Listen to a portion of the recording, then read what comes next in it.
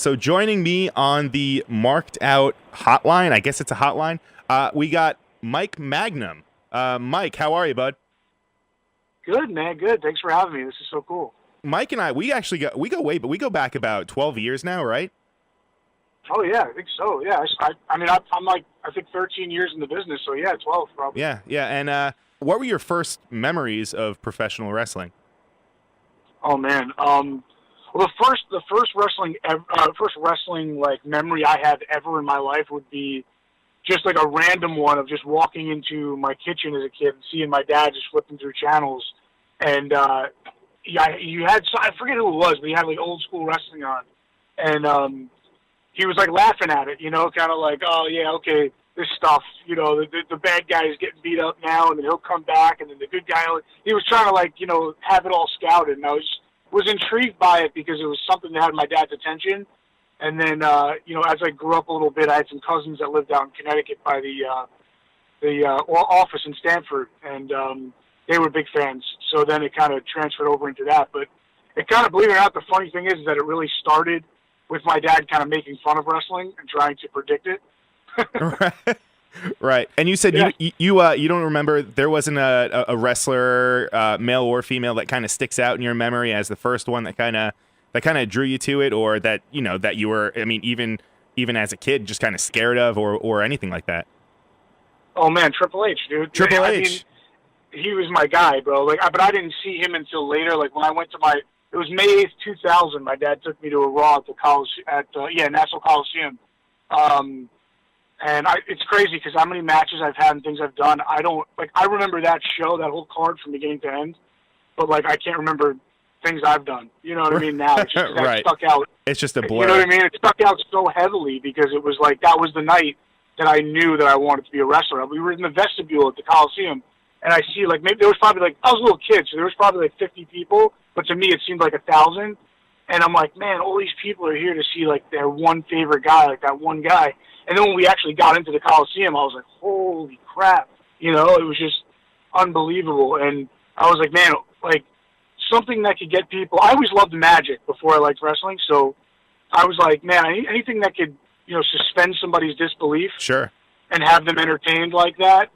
It was unbelievable. And then my dad was always a huge guy. He was always like a bodybuilder, you know, 6'3", like 300 pounds of muscle. So I see these guys and I'm like, man, there's 15 of my dads out here. This is awesome. Right. You know? And Triple H just stuck out. I just always, I don't know what it was, but he just stuck out to me. And I mean, anybody that's ever seen me wrestle, I don't know how many people that actually is, but other people that actually see me wrestle, like I emulate everything he does. If I could spit water out too without people picking up on it, I would do that. Right. So you got into it around the time you said when Triple H. So I guess that was before the quad injury, correct? Yeah, it was 2000. Like, I mean, I was like, for lack of a better word, I guess, like I dabbled in it. Right. But like, that was I when got into it heavy in 2000.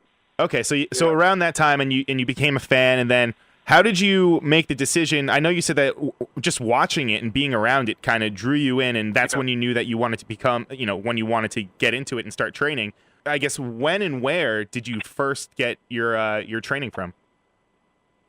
So I started in probably one of the absolute craziest situations and most unbelievable like training schools you could think of for anybody who doesn't know about it. But I mean, you know, but right. You know, it was okay. So I mean, I guess if I could tell the story, like I was friends with a kid. He now he wrestles as Marty Flames, but him and I were friends growing up. We both liked wrestling. That's what we had to relate, which a lot of wrestling fans have. You have that one fan that you're like, oh, you're a wrestling fan too? Okay, cool. Now we're friends. Right. Oh yeah, absolutely. You know, so we connected on that, and his cousin, who you know very well, Chris Forza, was having like one of his. I don't know if it was his first match or it was like one of his first matches. And he's like, hey, man, you know, my cousin's a wrestler, and he's going to have this match. Do you want to go? And, dude, I mean, wrestling, I'm there. That's it. Right. I didn't know anything outside of WWF. All I watched was WWF. I barely watched WCW. I didn't care about it. I was WWF everything. So forget about indie wrestling. I had no idea what that even was. See, I knew that you know, obviously we trained together at that time, but I had no idea that was your first. For some reason, I thought you had trained a little bit somewhere else, but that that PWR, I guess. That I didn't know that was where you first got that was where you got all of your training. I didn't know that. That was everything. Yeah, dude. I went. It was the first show that it was before it was even PWR. It was the first show that the church ever put on. It was just like a hard together show. I think they had Teddy Hart there. I think I remember that. Teddy Hart. There was a ladder match, right? Was there a ladder Johnny match? Ova, Teddy Hart. Who's and I don't know, like Osiris or something like that. I don't remember. Yeah, I don't know. Yeah, it was that show. It was like before they did the thing with Shawn Michaels and Kane and stuff. It was, I remember that. The show. So, Kamala was there. That's who it was. That's right. So yeah, it was Carmine versus Kamala. But yeah, so I went to that show, and the whole time, like, crazy story. So we're pulling in, and I see it to the church, and I'm like, nah, no way, man. Like, this is going to be weird. Like, I know your cousin's doing this, but like at a church, really, like, how cool could this be? Being a 17-year-old kid, you know? Right. So we're about to go, and at the stop sign within their parking lot, Matt Stryker walked across the car. So at the time, Matt Stryker wasn't doing anything. He just happened to be on a Raw against Kurt Angle when Kurt Angle was doing those open challenges.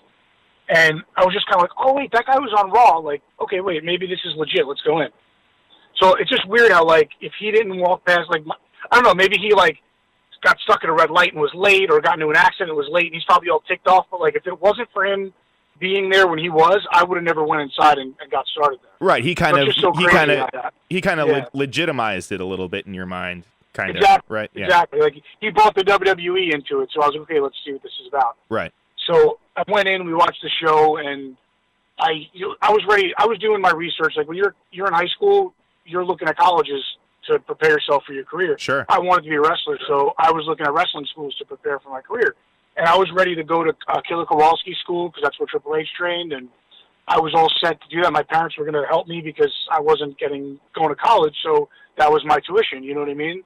And it was a lot cheaper, right? They were only going to help me with an apartment and training, you know. They weren't have to pay tuition, tens of thousands of dollars in tuition. Right. So they were all for it. So I saw that, and I was like, well, wait, I asked them about it, and they're like, yeah, we have a school opening up. It's free.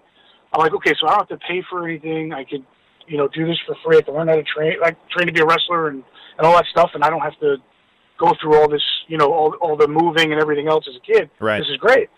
So I started training there, and then that's where it really took off, man.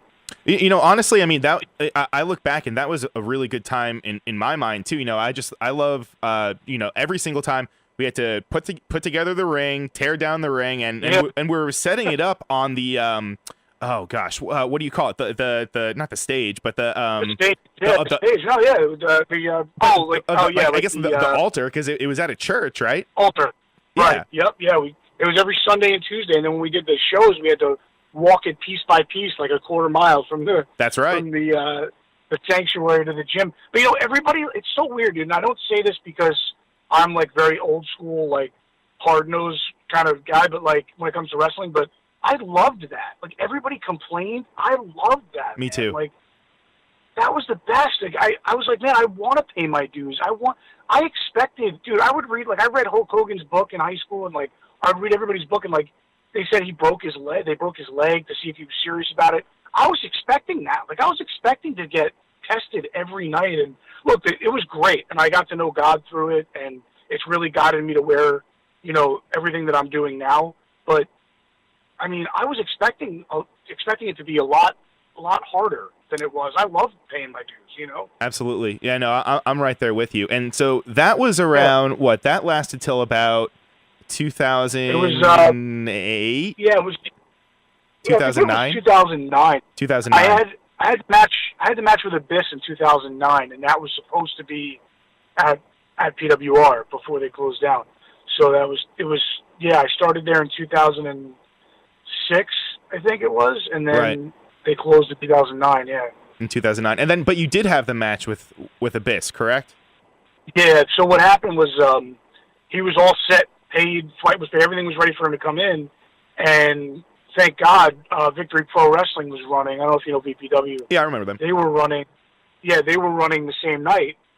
So it just however you want to say it, it just worked out to where, I still got that opportunity. That's awesome. And it just worked out, too, because I was supposed to wrestle him. So we just talked to Sean, who was, running the place, and we just said, man, hey, listen, we have Abyss coming in. He's already done. If you guys just want to have him, and just only catches he has to wrestle Mike. And they kind of did that as a favor to me because it didn't have to be that way. But he wasn't paying for him. But Church had already taken care of everything before they knew it was going to close down. So it just kind of worked out for me that way. And, yeah, that's cool that that was the best thing that could happen. Yeah, not only that did they put that match on, but they still kind of allowed because were you working with them at the time, or was that your first match with VPW? That was my debut for VPW. So that's really, a crazy debut. I mean, I knew it was. Yeah, right. But the thing was that you remember Donnie Bon Jovi? I do. That's Sean. He was the guy who owned VPW. Okay. So he knew me for a while. Him and I had matches together too. So he was kind of like, yeah, I'll do Mike a favor, but no problem.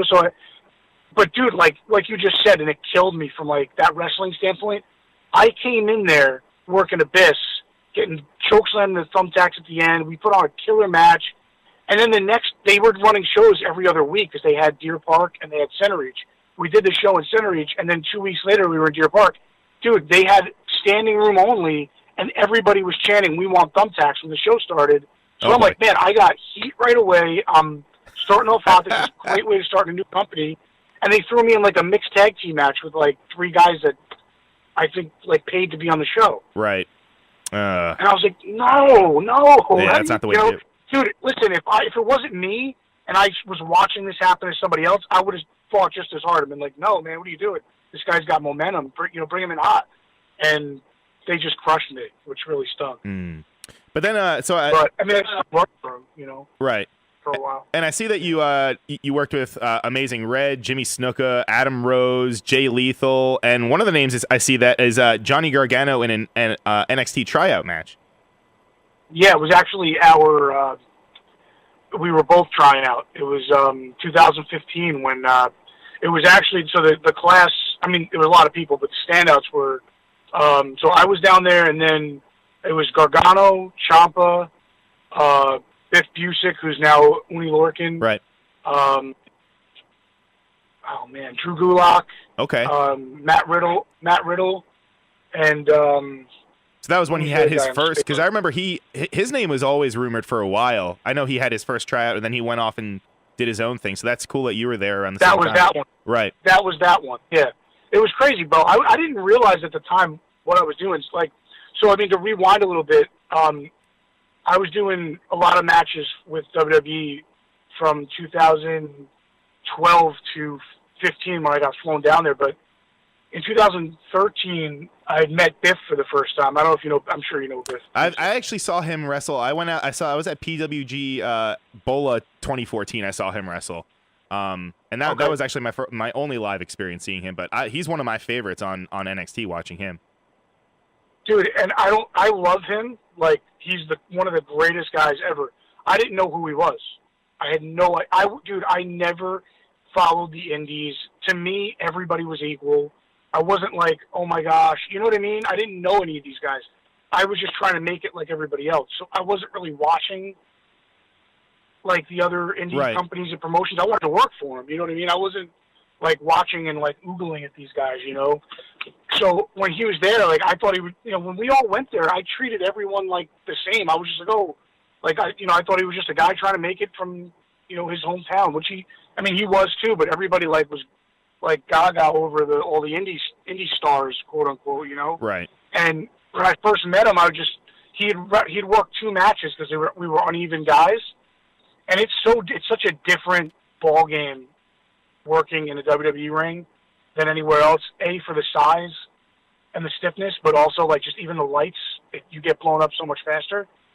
And was this at the PC or was this right before? This was before SmackDown. It was training, before. Okay. We were working. Gotcha. Okay. Yeah, we were working matches before SmackDown in front of all the agents like Triple H and Malenko and I'm blanking on some names. Road Dogg. Gotcha. All the head agents and stuff. Right. So he had done that, and I went to him like, hey, bro, respect, man. That was no joke, dude. I can't believe you just did that.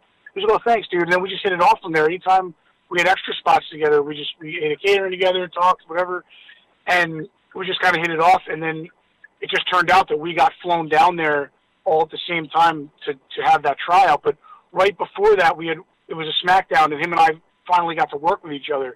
And it was so funny because guys were working matches, and we had 5 minutes each. And they were letting them go 6-7 minutes. And I'd look out of the corner of my eye and see some of the agents laughing and just kind of being entertained in a bad way by their match and letting them go a little bit longer. Mm-hmm. And so then it was my turn, me and Biff and I's turn, and we got in. And dude, I mean, we locked up. And I've at that point probably had 1,200 matches. Him and I locked up, and it was like I finally felt like I was in a real professional wrestling match. We locked horns, and I felt like I was in a fight. You know what I mean? Right. And we're jockeying for position and just pushing each other in the corners, and we pushed off, and I just felt like I had to peacock at him. You know what I mean? It was that intense. You've seen him wrestle, so absolutely, he's hard hitting, man. You feel like you're in a real fight, dude. It was nuts. And we went about 2.5 minutes, and the ref's like, all right, guys, take it home. And I was like, what? We didn't even get to do any of our stuff, in my head. Right. And he literally whispered to me, just keep going, don't listen to him. And I'm like, oh no. So we kept going. I'm like, all right. And then the ref's he got hot. He was like, take it home. So he did a move, and I just stayed down.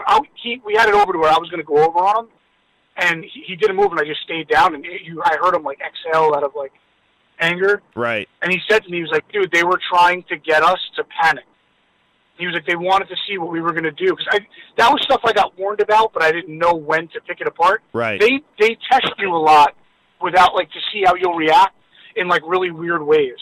And that was a way of testing us. Okay, they had a good lockup. They're fresh. They both look good in the ring. They're hitting their moves crisp. Let's try to throw them off and tell them to take it home early. Because that happens on, live shows. Sure. Maybe there's a commercial or a match went over the match before you, so yours has to get cut.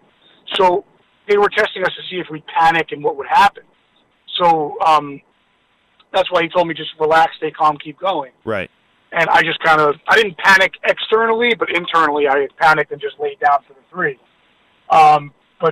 And then right after that was kind of my confirmation that we really did do well, and it was just a matter of, they wanted to throw us off, because then right after that, that was when we all got called down for the tryout. And then at the tryout, it was me and Gargano. So we had our matches. We did the 4-day camp, and then Matt Bloom was calling everybody for their match. Right. He called everybody, and he didn't call me. So now I kind of had that experience of them testing us in weird ways. So I went up to Gulak, and I was like, bro, he didn't call me. And he was like, and somebody else didn't get called too. Mm-hmm. And he was telling both of us, dude, say something. Speak up. You're going to regret it.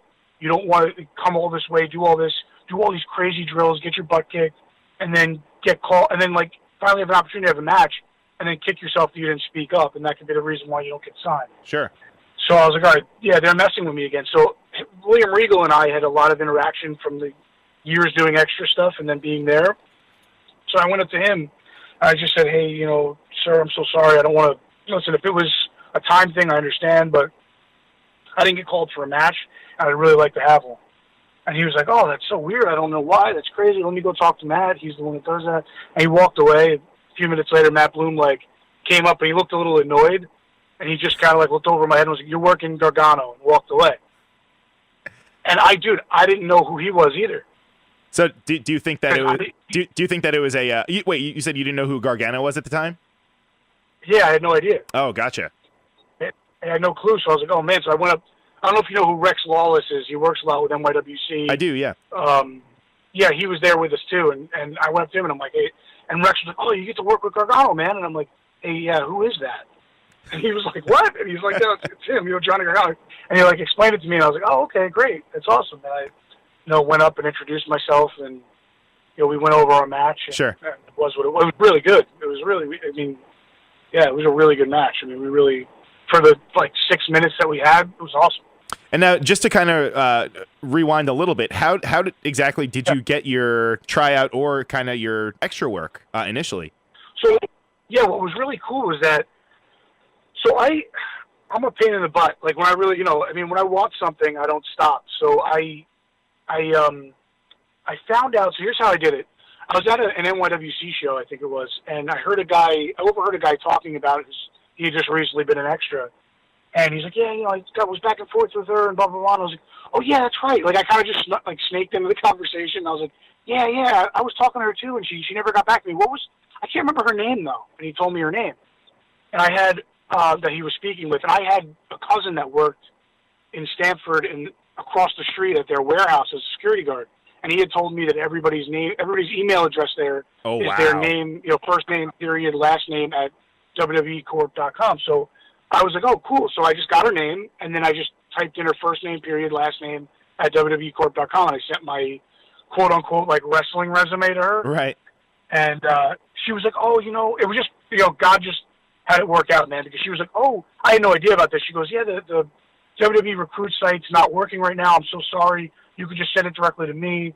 So I sent everything directly to her from then on. Wow. To the point where I think she regretted it because I was calling her like every other week and emailing her all the time. That was your in, yeah. Yeah, and so then she finally, and I don't know how often this happens. Maybe it happens all the time. I don't know. But she finally got back to me and was like, listen, look at our calendar. You tell me when we're in your area where it won't cost you too much money to travel to, and you could come. So like kind of like, all right, like leave me alone. So I was like, holy cow, I got it. So I looked, I found the first thing that said New York next to it was a Buffalo and Albany loop, Raw and SmackDown. So I emailed her right back, and I was like, I can do this one. And she was like, okay, we'll see you there. And that was it. I was booked. And then I drove out there, did the Raw and SmackDown. It was insane. I mean, just the coolest thing. It was actually during, it was an old school Raw. And I was a part of a pull-apart with Jack Swagger and Alberto Del Rio. I was security guard breaking them up. Oh, wow. Yeah, it was so cool. But what was cool about it was that, like, Ted DiBiase was there, who was always at the church with us back in the day. Yep. Craig Valentine was there, who was always at the church back in the day. Ric Flair, Mean Gene, like, dude, so many of the old school guys. So it was so cool. I got to, like, meet all these guys. And then, like I said, I had a little connection with them from the church, so I was able to kind of, it's always good when you know somebody somewhere, right. You know? And it sounds to me, it also sounds like, because you said, you were honest. You said you going into it, you didn't really pay attention too much to the indies that were around you, but it sounds like your Ric Flairs and just all the kind of old school guys. That seems like that was kind of, I mean, even Triple H, because I mean his style is, you could say that his style is old school. You kind of emulated and kind of wanted to kind of craft your style around those types of workers. Yeah, dude. I mean, I have a very, I won't get into that because I don't want to get any heat. I have a very unpopular stance on a lot of the wrestling styles today. I was flipping through the channels one day with my son, and I was watching, like, a New Japan thing came on, and these guys, I mean, look, there's a lot of awesome things that I can never do. But, like, they did like a code red off the top rope, and he kicked out at 1. And I was just like, what? Like, how do my son was like, oh, that was awesome. I was like, the move was awesome, and they were right back up, like, hitting each other with forearms. I was like, wait a minute, what did I just train the last 13 years for? What is this? Like, it killed me inside a little bit. So you still, to this day, you still watch a little bit more of the 80s, early 90s stuff? Yeah, like, every once in a while, like, I have the network, obviously, and every once in a while, I'll put something on, but it's usually, like either 80s stuff or like 90s, 2000s when I like came into it and was like, in middle school, high school, just kind of like fan drawing me in. And I, just if I'm watching it now, it's more just for like nostalgia, or now that I have my own company, I'm trying to pick things out and see what they're doing and learn from it, whether it's a good thing or a bad thing. Try to learn from history so I don't repeat any mistakes, Right. Well, speaking of, like, I've been watching a lot of WCW, so, watching them, you can learn from what to do, but also kind of what maybe not to do, right? Right, exactly, man. It's like, I don't want to repeat. I mean, listen, I'm nowhere near anything like that. Right, no, I'm not. But, yeah, right. Yeah. But I just like to watch and pick. I just, dude, I've always from a young age just been like a sponge. I want to pick everybody's brain. So, you watch those things to just kind of say, okay, like, why did they put that segment there? Why was, the promo here and the match there or whatever, you know what I mean? And so you mentioned it. You said that you're the owner of Full Faith Wrestling now, but how did you make the transition? Because I mean, you're still an active wrestler, but now you own this company. But how did that come about, and what made you want to get into that side of the business? Yeah, well, I always was interested in that, and in that whole side of it. But really, honestly, just it was a calling from God for me. I started at a church, and I feel like that kind of means something. And to go back to what I was telling you before, Matt Stryker, who walked across my car, at that show to make me go inside, actually texted me like 2 weeks ago and asked if he could work on our show. Oh, wow. So it's really crazy. Yeah, like how, and when I had the Raw that I was telling you about in Buffalo, mm-hmm. he was the guy in charge of the promo class at Raw before the show went on. That makes sense. So it's just really crazy how, like, he's always been involved in something I'm doing wrestling-wise. Right. So I feel like starting at that church, having this now, and having him be a part of it, it's just like, people say God works in mysterious ways, and I really don't think so. I think he works really obviously. You just want to, either if you want to see it or not sometimes. Sure. So in this whole venture with Full Faith Wrestling, it's kind of God's plan for me coming full circle. I had all my WWE stuff. I was insanely blessed to work with the people I got to work with. And a lot of guys, you work so hard for something and you want to be there. Dude, I got to wrestle Madison Square Garden. I was a rosebud on a million Monday Night Raws, so I got to be on Monday Night Raws. I was a druid for The Undertaker and walked out at Barclays Center live on Raw with Lesnar in the ring. That's an amazing experience. All of that. I walked down the ramp on Monday Night Raw with Brock Lesnar standing in the ring with Paul Heyman, the big WrestleMania sign in the background. And, like, there's guys that are signed that'll never get to have that vision of what I got there. You know what I mean? Like, I've gotten to do things now to where, like, I'm okay with that. I'm more than okay with that.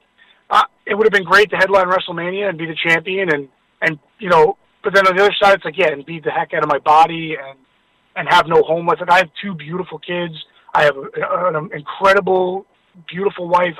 I have everything I could ask for, and I got to have my cake and eat it too with wrestling. So, this is more now. I get to be involved in the business, be involved in something I love, not kill my body too much, and there's no better way. I get to have my cake and eat it too, man. You know what I mean? It's just really cool. That's amazing. And hey, you mentioned that you were a Rosebud. You Adam Rose he was on your recent show, wasn't he? Yeah, he was. Him and I, like, anytime I had encounters with him, he was just so cool, so nice. And when I had this opportunity to get this show going, he just was the first guy that popped into my head. I was connected with him on Instagram. He actually followed us on Instagram, and I was like, okay, I had him in my head, and when that happened, I was like, all right, cool, this is a sign. So I shot him an email, and we started texting back and forth. I say, listen, man, I have this show coming up. I'd love for you to be there. And he was just like, cool, so we set that all up, and him and I in the main event of Reborn, which that whole show is available on YouTube. If anybody wants to see it, is interested in what we're about and what we do at Full Faith, that whole show is on YouTube beginning to end. Awesome. Yeah. Check that out for sure. And so, which leads us to your next show. You have February 9th in Deer Park, New York at the NYWC Sportatorium. You have Revelation. Yes. That's going to be another one of those things, man, where, I just kind of, I don't know if I want to call it that because I don't want it to come off the wrong way, but kind of like paying it forward. Like Abyss and I had 2 matches together. He took such amazing care of me. I had no, maybe from an outsider's point, from the outsider's point, we had 2 good matches, but I think from the business, I was so young, I didn't really belong working with somebody like him yet. But he took such amazing care of me and made me look like $1 million. And now that I have this opportunity to put these shows together, I wanted to, have him back. Plus, it's 10 years to almost the day that him and I had our last match together. Is it really? Yeah, it was 2009. We had our last match, and now 2019, he's going to be in the building. We don't have any match scheduled for him just yet, but him and I have this 10-year history, and he came on the screen at our last show and put the whole locker room on notice. So we're going to see who he goes after, but It's going to be cool, man. With him debuting, we have House of Glory's heavyweight champion Anthony Gangone debuting for us as well. It's Amazing Reds company. We have Matt Stryker debuting for us. A Long Island guy who's doing really well right now, Jack Gallo. He's debuting for us also. So it's going to be a big night, man. And I see that you have another name from back from the PWR days, Marty Flames. He'll be there, right? Yeah, my old childhood friend Marty Flames will be there. Also Pancakes. I mean, he wasn't Pancakes in PWR, but Pancakes, man, everybody loves Pancakes. Pancakes. All right, so that's who that is, right? What's his? Oh man, Draven. Draven. Was it Draven? Yeah. Draven. Yeah, there we go. Yeah, I fucking remember, of course. And yeah, man, Draven. Can we expect maybe thumbtacks at this time, or maybe not so much?